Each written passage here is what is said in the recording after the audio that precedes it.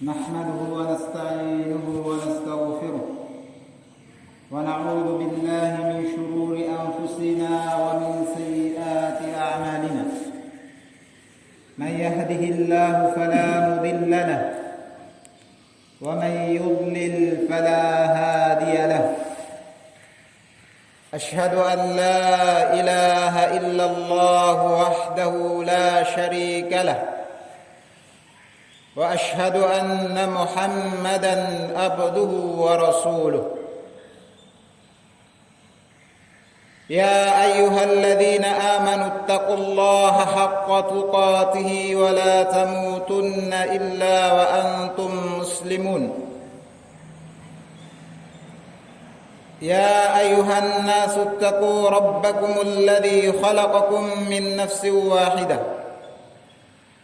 وخلق منها زوجها وبث منهما رجالا كثيرا ونساء واتقوا الله الذي تساءلون به والأرحام إن الله كان عليكم رقيبا. يا أيها الذين آمنوا اتقوا الله وقولوا قولا سديدا يصلح لكم أعمالكم ويغفر لكم ذنوبكم ومن يطع الله ورسوله فقد فاز فوزا عظيما. أما بعد فإن أصدق الحديث كتاب الله وخير الهدي هدي محمد صلى الله عليه وسلم وشر الأمور محدثاتها فإن كل محدثة بدعة وكل بدعة ضلالة وكل ضلالة في النار. أعاذني الله وإياكم من البدعة والضلالة والنار. Ma'asyara kaum muslimin dan muslimat, jamaah maghrib yang dirahmati oleh Allah Subhanahu wa taala. Kita senantiasa, dan hal itu adalah sepantasnya bagi kita, senantiasa bersyukur kepada Allah Subhanahu wa taala, membasahi lisan-lisan kita dengan syukur, puji atas limpahan rahmat yang Allah Subhanahu wa taala berikan kepada kita. Karena nikmat Allah Subhanahu wa taala sungguh tidak ada yang bisa menghitungnya. Wa in ta'uddu ni'matallahi la tuhsuha. Seandainya kalian menghitung nikmat Allah Subhanahu wa taala, maka pasti kalian tidak akan mampu. Tapi betapa sedikitnya ucapan, keyakinan yang merupakan kewajiban kita terhadap nikmat tersebut. Sedikitnya kita bersyukur, sedikitnya kita memuji Allah Subhanahu wa taala, padahal Allah Subhanahu wa taala senantiasa memberikan nikmatnya kepada kita. Tidakkah nafas yang kita hembuskan dan kita helai itu merupakan nikmat dari Allah Subhanahu wa taala? Adakah yang bisa menghitung hembusan nafas dan tarikannya pada sehari saja? Sangat sedikit orang-orang yang bersyukur. Sangat sedikit orang-orang yang memuji Allah Subhanahu wa taala atas nikmat yang dilimpahkan kepadanya. Jangan sampai hal ini kita termasuk orang-orang yang kufur terhadap nikmat Allah Subhanahu wa taala. Allah Subhanahu wa taala berfirman, wa id ta'adzana rabbukum la in syakartum la azidannakum wa la in kafartum inna adzabi lasyadid. Ketika Allah Subhanahu wa taala mengumumkan la in syakartum, jika kalian bersyukur terhadap nikmat-nikmat yang diberikan, maka niscaya kata Allah Subhanahu wa taala la azidannakum, sungguh saya akan menambahkan nikmat tersebut. Wala in kafartum, jika kalian mengingkari nikmat tersebut, maka perhatikan apa yang Allah Subhanahu wa taala firmankan. Wala in kafartum inna adzabi lasyadid. Jika kalian kufur, tidak bersyukur atas nikmat yang diberikan kepada kalian, sungguh kata Allah Subhanahu wa taala, azabku sangat pedih. Dan hal ini merupakan kita bermajelis ilmu merupakan bentuk dari kesyukuran kita kepada atas nikmat-nikmat Allah Subhanahu wa taala yang Allah berikan. Baik, pada kesempatan ini kita membaca suatu asar dari sahabat Utsman bin Affan radhiyallahu taala anhu, yang beliau ini adalah khalifah Rasulullah sallallahu alaihi wasallam yang ketiga. Kata beliau, fa'an Utsman bin Affan radhiyallahu taala anhu qala bainama ana jalisun fi dhilli utmi min atami marra Umar radhiyallahu taala anhu fasallama alayya falam ash'ur annahu marra wala sallam fantalaqa Umar radhiyallahu taala anhu hatta dakhala ala Abi Bakr radhiyallahu taala anhu faqala lahu ma yujibuka anni marartu ala Utsman fasallamtu alaihi falam yarudda alayya salam. Dari Utsman radhiyallahu taala anhu menceritakan kisah beliau. Beliau berkata, tatkala saya sedang duduk di bawah teduhan bangunan yang tinggi dari bangunan-bangunan yang berada di Madinah. Marra alayya Utsman, marra alayya Umar. Lewatlah Umar melewati saya. Fasallama alayya. Kemudian Umar radhiyallahu taala anhu itu menyalami Utsman radhiyallahu taala anhu.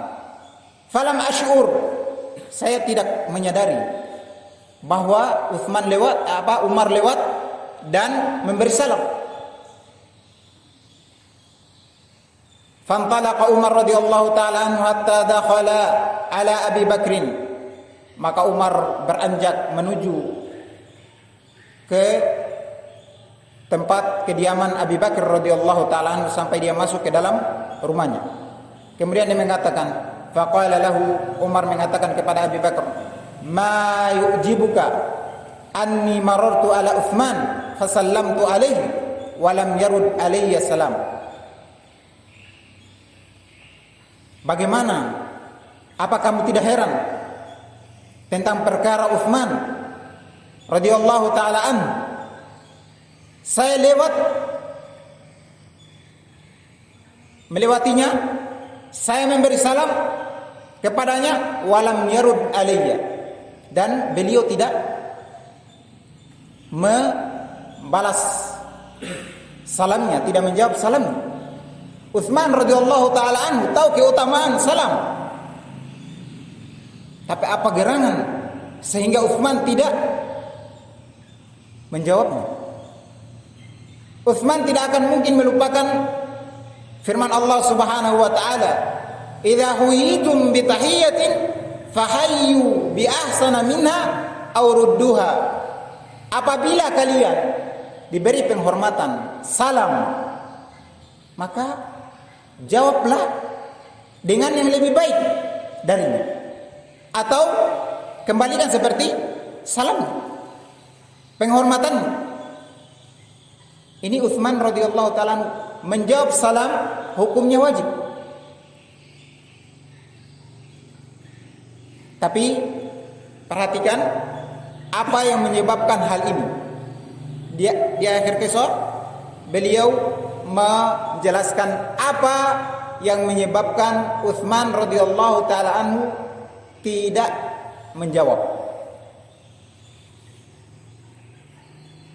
Dan keutamaan salam itu luar biasa.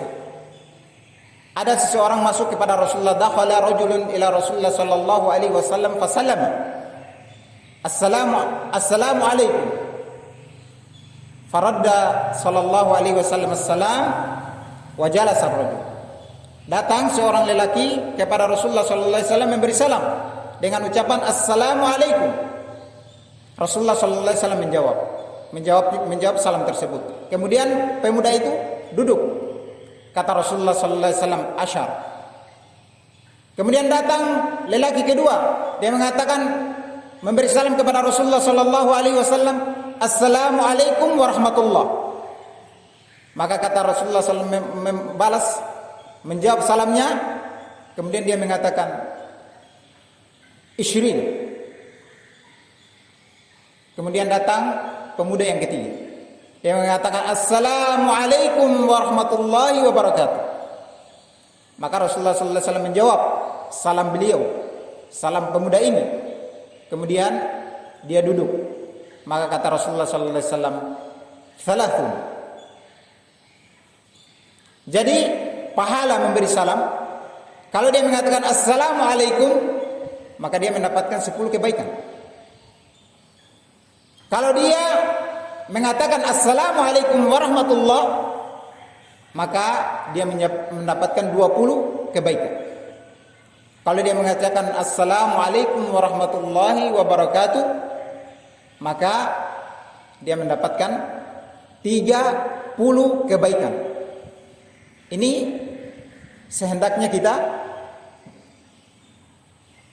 melakukannya, membiasakannya, bertemu dengan saudara-saudara kita. Dan dalam ayat tadi dikatakan wa idza huyitum bi tahiyatin fahayyu bi ahsana minha aw mithliha aw rudduha. Apa namanya? Apabila diberikan salam kepada kalian atau penghormatan, maka balas dengan yang lebih utama. Artinya kalau dia mengatakan assalamualaikum, kita menjawab waalaikumsalam warahmatullah, boleh. Atau kalau dia mengatakan orang yang memberi salam assalamualaikum warahmatullah, kita jawab yang lebih baik, berarti assalamualaikum warahmatullahi wabarakatuh. Ini boleh. Atau kita balas dengan semisalnya. Ketika dia mengatakan assalamualaikum, kita katakan waalaikumsalam. Yang jelas wajib hukumnya bagi kita untuk menjawab salam. Adapun hukum memberi salam itu sunnah. Perhatikan kenapa sehingga Utsman radhiyallahu taala anhu tidak menjawab salam Umar. Fa aqbala huwa wa Abu Bakar fi wilayati Abi Bakar radhiyallahu taala anhu hatta sallama alayya jami'an. Kemudian mereka menuju kepada saya, yakni Abu Bakar dan Umar. Pada saat itu kepemimpinannya Abu Bakar radhiyallahu taala anhu. Hatta sallama alayya jami'an, sampai mereka datang menyalami saya secara bersamaan. Ini menunjukkan kepada kita ketika kita melihat sesuatu yang aneh pada orang yang mempunyai wibawa, yang mempunyai kedudukan, tidak langsung serta-merta ditegur, dibawa kepada orang yang bisa memberikan pencerahan. Seperti Umar lebih utama daripada Utsman, tapi dia tidak langsung menegurnya, tapi dia pergi ke mana? Ke Abu Bakar. Karena hal ini adalah mengherankan. Bisa-bisanya Utsman tidak menjawab salam. Jadi ini petunjuk bagi kita. Terkadang kita terlalu semangat di dalam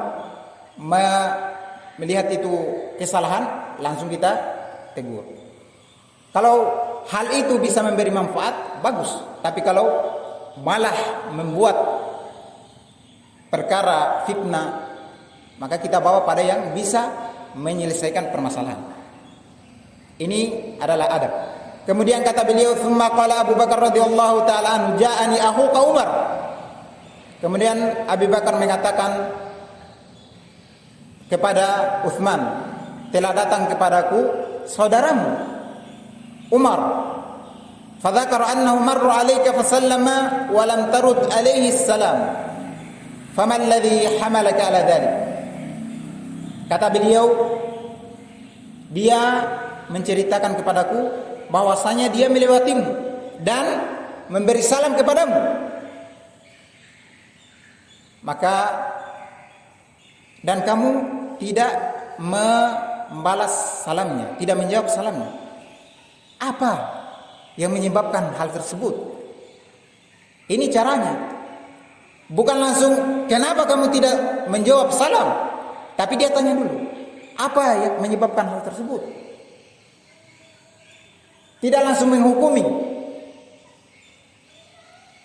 tidak langsung menghakimi, tapi bertanya dulu, kenapa bisa seperti itu? Apa yang menyebabkan kamu tidak menjawab salamnya Umar radhiyallahu taala anhu? Maka dia berkata, "Faqultu wallahi ma sya'artu annaka mararta bi wala sallamta." Maka di sini Utsman mengatakan, "Wallahi, demi Allah Subhanahu wa taala, ma sya'artu, saya betul-betul tidak menyadari kamu itu lewat kepadaku, melewatiku dan memberi salam kepadaku." Kira-kira apa yang menyebabkan Utsman tidak menyadari, yang membuat dia tercengang, notongo?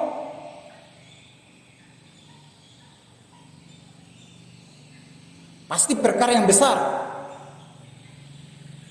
perkara yang mereka anggap hal itu adalah berat bagi mereka. Padahal Utsman siapa? Kemudian Abu Bakar mengatakan, "Sadaqa Utsman wa qad syaghalaka an dzalika al-amr." Katanya telah benar Utsman, telah disibukkan dari perkara salam tadi. Ternyata dia lagi berpikir.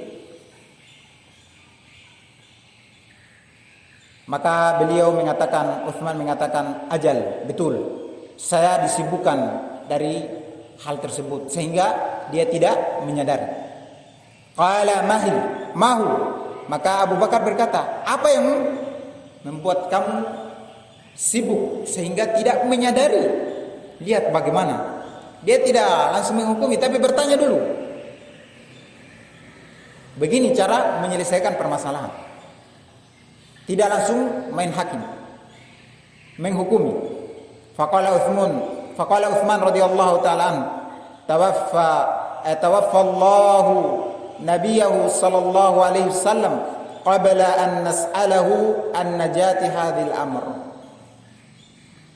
Allah Subhanahu wa taala mewafatkan nabinya sebelum ditanya atau kita bertanya apa jalan sebab yang akan menyelamatkan kita. Jadi yang dia pikirkan adalah keselamatan. Keselamatan bukan di dunia, tapi keselamatan di akhirat nanti. Ini yang dia pertanyakan. Ini yang membuatnya tercengang, membuatnya tidak sadar. Nurabue notong gara-gara ini. Disebabkan ini. Apa yang akan menyelamatkan kita? Apa sebabnya sehingga kita bisa selamat? Belum ditanya. Menurut ilmunya siapa? Utsman. Sepengetahuan Utsman belum ditanya Rasulullah sallallahu alaihi wasallam. Apa yang akan menyelamatkan kita dari bahaya, dari neraka yang akan membuat kita masuk ke surga. Maka kata Abu Bakar radhiyallahu taala anhu, qala Abu Bakar radhiyallahu taala anhu, qad sa'altuhu an dzalik. Qala fakumtu ilaihi faqultu lahu bi abi anta wa ummi anta ahaqqu biha. Qala Abu Bakar, qultu ya Rasulullah ma najatu hadzal amr. Faqala Rasulullah sallallahu alaihi wasallam, man qabila minni al-kalimah allati aradtu ala ammi faraddaha alayya fahiya lahu najah. Maka kata beliau Abu Bakar radhiyallahu taala anhu, sungguh saya telah menanyakannya kepada Rasulullah sallallahu alaihi wasallam, apa sebab yang akan mengantarkan kepada keselamatan. Ini menunjukkan kepada kita bahwasanya Abu Bakar itu adalah a'lamus sahabat, yang paling berilmunya di kalangan para sahabat. Hatta Umar yang lebih berilmu adalah Abu Bakar radhiyallahu taala anhu. Karena ini disebabkan apa? Dikatakan oleh sebagian sahabat mengatakan kharaja Rasulullah sallallahu alaihi wasallam wa Abu Bakar wa Umar.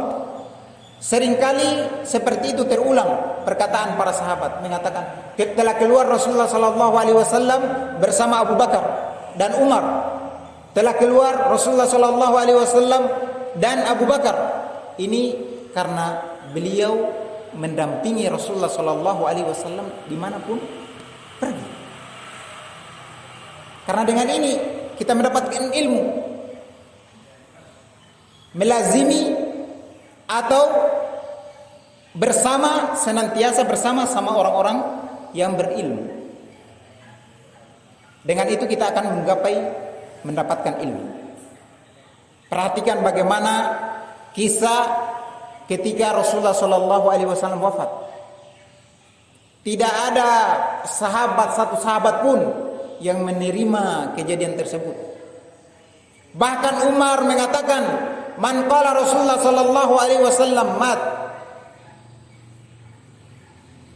Siapa yang mengatakan bahwasanya Rasulullah sallallahu alaihi wasallam meninggal, adrib unuq atau kama qala radhiyallahu taala, saya akan memenggal kepalanya. Karena dia tidak yakin akan kematian atau wafatnya Rasulullah sallallahu alaihi wasallam. Perhatikan, ini butuh ketenangan dan ilmu. Bagaimana Abu Bakar? Abu Bakar datang dari safar, datang menemui Rasulullah sallallahu alaihi wasallam dan mencium kening Rasulullah sallallahu alaihi wasallam. Kemudian dia keluar bersamaan dengan Umar. Ini mengatakan, siapa saja yang mengatakan Rasulullah sallallahu alaihi wasallam wafat, saya akan penggal lehernya. Maka kata Abu Bakar radhiyallahu taala anhu, dia membacakan satu ayat yang Umar radhiyallahu taala anhu betul hafal ayat tersebut, tapi dalam keadaan genting, dalam keadaan yang tidak tenang, kadang-kadang hilang ilmu itu. Tapi Abu Bakar radhiyallahu taala anhu mampu mengeluarkan hal tersebut walaupun dalam keadaan genting. Wa ma Muhammadun illa rasulun qad khalat min qablihi ar-rusul afa in mitta aw qutila qalabtum ala aqabikum. Dia bacakan ayat ini, kata siapa? Abu Bakar radhiyallahu taala anhu, tidaklah Muhammad itu kecuali dia adalah seorang rasul.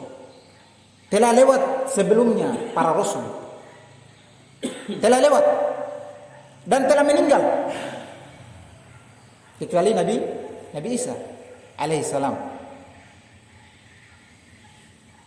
Apakah ketika dia diwafatkan atau terbunuh kalian akan berbalik ke belakang kalian?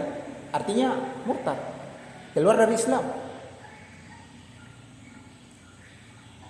Maka kata Umar, seakan-akan ayat tersebut itu baru saya dengar Padahal Umar betul-betul hafal ayat itu. Ini menunjukkan apa? Kedalaman ilmu Abu Bakar. Karena ilmu yang tertancap di dalam hati itu walaupun dalam keadaan apapun dia mampu apa? Mampu mengeluarkannya, mampu dia amalkan.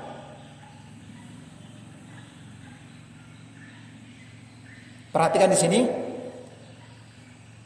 perkara yang Utsman pikirkan sampai termenung, tercengang, tidak sadarkan diri, itu ternyata Abu Bakar sudah tanyakan kepada Rasulullah sallallahu alaihi wasallam.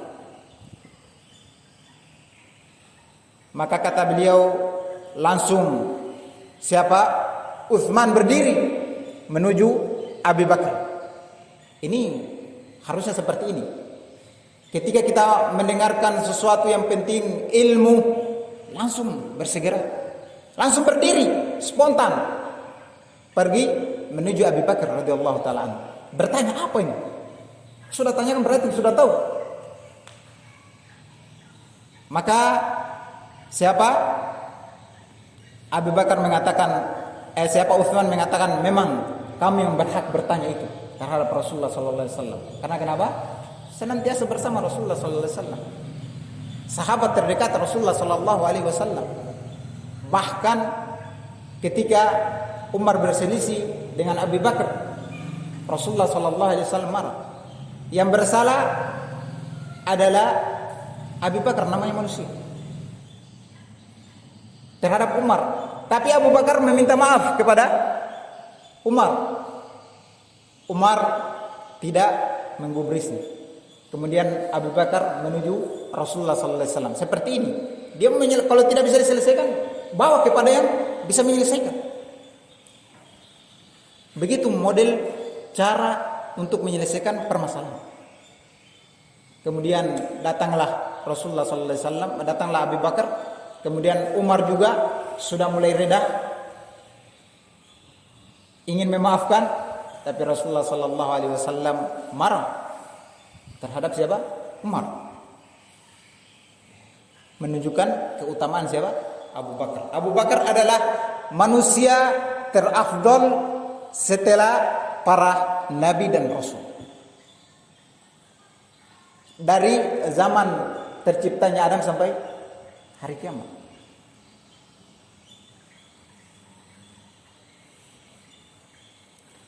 Kemudian kata beliau, kata Utsman radhiyallahu taala, engkau memang lebih berhak untuk mengetahui hal tersebut. Maka berkatalah Abu Bakar, fakultu. Maka dia menghikayatkan bagaimana ketika dia bertanya, ya Rasulullah, ma najatu hadzal amr? Apa sebab kita bisa selamat dari perkara ini? Ini perkara dunia dan akhirat. Jelasnya akhirat lebih. Faqala Rasulullah sallallahu alaihi wasallam. Maka Rasulullah sallallahu alaihi wasallam berkata, man qabila minni kalimatan allati aradtu ala ammi faraddaha alayya fayalahu najah. Siapa yang menerima kalimat yang menerima dariku, kalimat yang saya pernah tawarkan kepada pamanku, kata Rasulullah sallallahu alaihi wasallam, faraddaha alayya, dia menolaknya. Artinya dia menerima hal tersebut, fahiya lahu najah. Dia siapa? Pamannya itu menolak kalimat tersebut. Padahal itu merupakan apa? Keselamatan bagi dia. Apa kalimat yang ditawarkan oleh Rasulullah sallallahu alaihi wasallam kepada bapaknya, kepada pamannya? Kata Rasulullah sallallahu alaihi wasallam, "Qul la ilaha illallah kalimatun uhajju laka biha indallah." Ya ammi qul la ilaha illallah. Wahai pamanku, katakan kalimat la ilaha illallah. Kalimat ini saya akan jadikan argumen di hadapan Allah Subhanahu wa taala untuk menyelamatkan. Tapi pamannya enggan menerima hal tersebut, sehingga menjadilah dia penduduk neraka. Padahal manusia, kalau kita melihat jasa-jasanya terhadap dakwah Rasulullah sallallahu alaihi wasallam sangat besar. Tapi itu bukan menjadi ukuran dia bisa selamat kalau dia tidak mengatakan keesaan Allah Subhanahu wa taala di dalam peribadatan.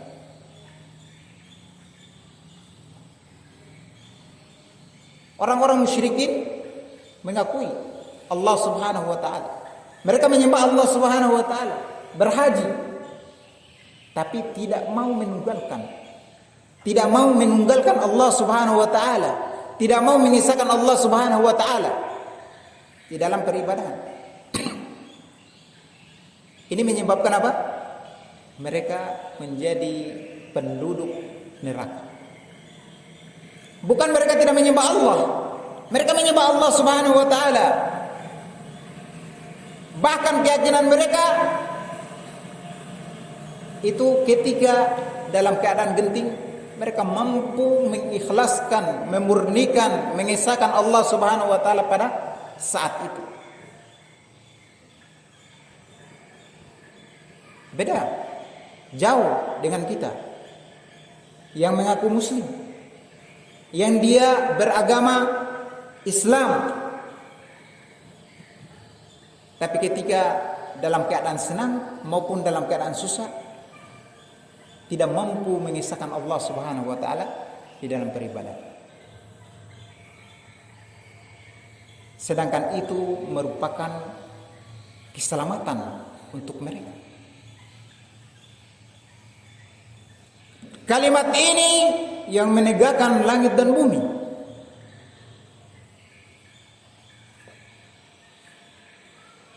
Allah Subhanahu wa taala berfirman, takadus samawati yatafattarna minhu wa tanshaqul ard wa takhirul jibalu hadda an da'u lirrahmani walada. Bumi, langit itu hampir-hampir saja roboh. Bumi itu hancur, pecah, dan gunung-gunung terbelah. Apa penyebabnya? Anda'u lirrahmani walada. Mereka mengatakan bahwasannya Allah memiliki anak. Berarti kalau memiliki anak mengambil bagian dari apa? Bapaknya. Berarti dia tidak menunggalkan Allah Subhanahu wa taala. Ini menyebabkan apa? Langit yang sangat kokoh, yang tidak kita lihat ada penyangganya, itu akan roboh karena kalimat yang keluar dari lisan. Bumi yang sangat kokoh bisa hancur, bisa pecah disebabkan satu kalimat. Dengan kalimat inilah bisa tegak langit dan bumi serta gunung-gunung.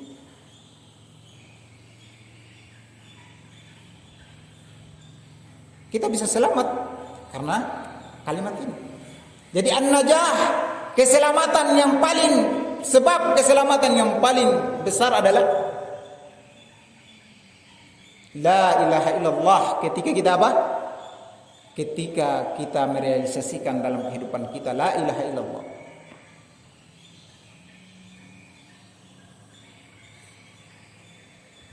Tanpa ini kita akan hidup di dalam kegelapan. Apapun yang kita amalkan akan menjadi sia-sia. Bahkan tidak ada keselamatan kalau tidak merealisasikan makna la ilaha illallah. Apa itu la ilaha illallah? La ma'buda bihaqqin illallah. Tidak ada sembahan yang berhak untuk diibadahi kecuali Allah Subhanahu wa taala.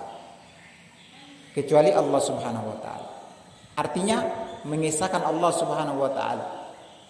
tidak mensyirikatkan, tidak menduakan dengan selain. Ini jalan keselamatan.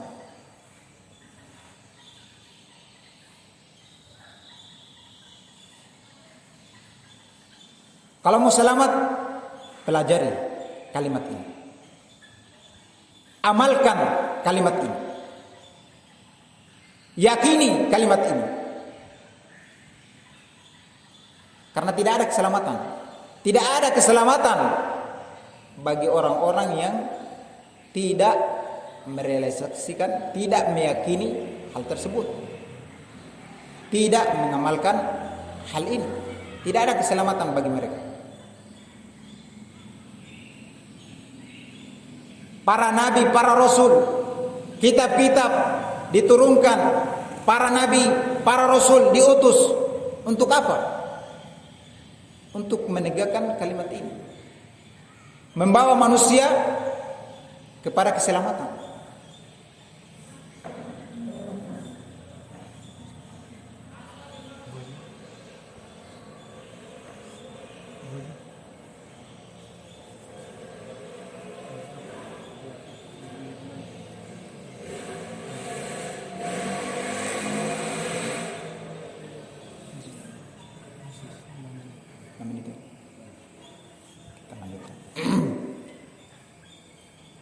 Allah Subhanahu wa taala berfirman yang menyatakan bahwasanya para rasul itu terutus dan kitab-kitab itu diturunkan untuk menegaskan hal ini. Walaqad ba'atsna fi kulli ummatin rasula an i'budullaha wajtanibut taghut. Kata Allah Subhanahu wa taala, sungguh kami telah mengutus pada setiap umat semenjak Nabi Adam sampai Nabi Muhammad sallallahu alaihi wasallam. Apa misi mereka? Apa tujuan mereka diutus? Ani ibudullah, untuk beribadah kepada Allah Subhanahu wa taala semata. Wajtanibut taghut, dan meninggalkan segala bentuk penyembahan kepada selain Allah Subhanahu wa taala. Ini misi dari semua rasul yang terutus yang membawa kita. Kalau kita melihat Rasulullah sallallahu alaihi wasallam mendakwakan hal ini, menanamkan hal ini pada para sahabatnya selama 13 tahun di Makkah. Dan sebelum meninggalnya Rasulullah sallallahu alaihi wasallam menegaskan hal ini. Jadi dakwah Rasulullah sallallahu alaihi wasallam dimulai dari awal sampai akhir hayatnya itu menegaskan perkara ini. Karena dia adalah asal dari semua keselamatan. Mungkin terakhir kita ambil suatu hadis yang menjelaskan kehebatan la ilaha illallah Muhammad Rasulullah. Ini sering saya ulangi supaya kita bersemangat untuk mempelajari hal ini. Jangan menyepelekannya. Sebagian orang mengatakan hal tauhid atau mengisahkan Allah Subhanahu wa taala satu kali pertemuan cukup.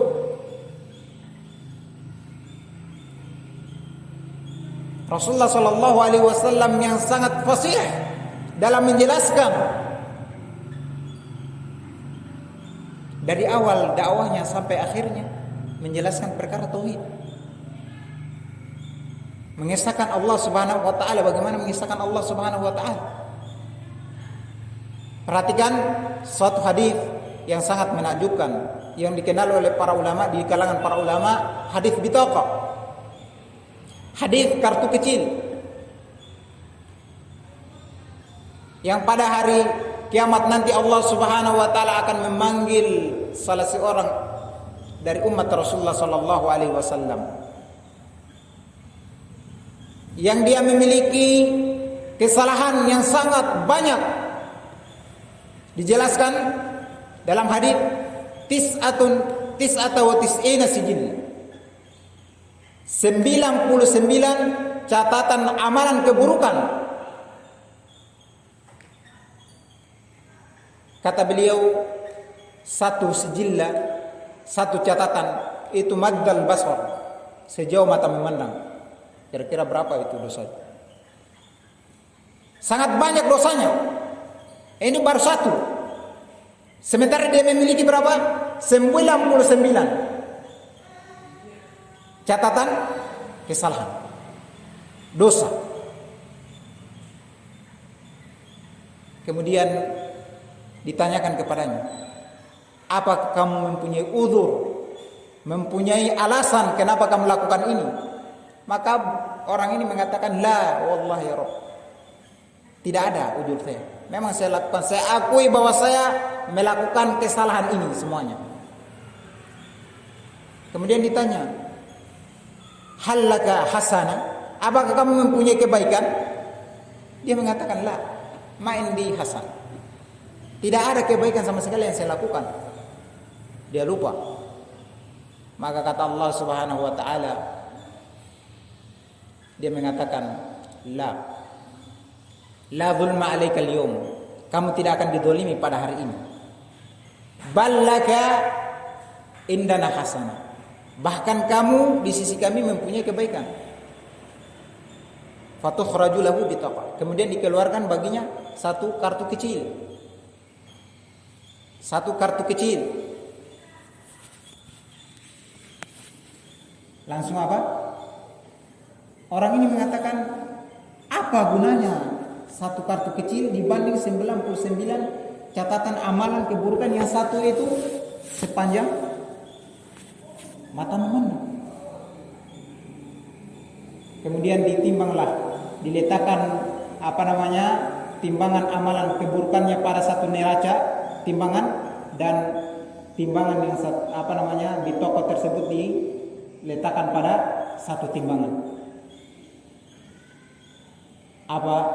Ternyata terhempaslah 99 sijillah tadi, catatan amalan dosa. Karena apa?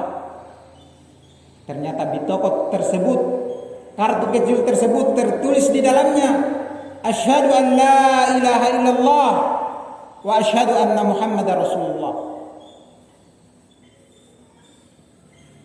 Tapi bukan sekedar ucapan yang diucapkan, tapi keyakinan yang teramalkan, yang terrealisasikan. Dia betul-betul mengisahkan Allah Subhanahu wa taala di dalam beribadah. Mungkin ini yang bisa disampaikan. Kesimpulannya, bahwasannya jalan keselamatan asal dan yang paling terbesar adalah bagaimana mengamalkan kalimat la ilaha illallah. Oleh sebab itu, mari kita pelajari la ilaha illallah.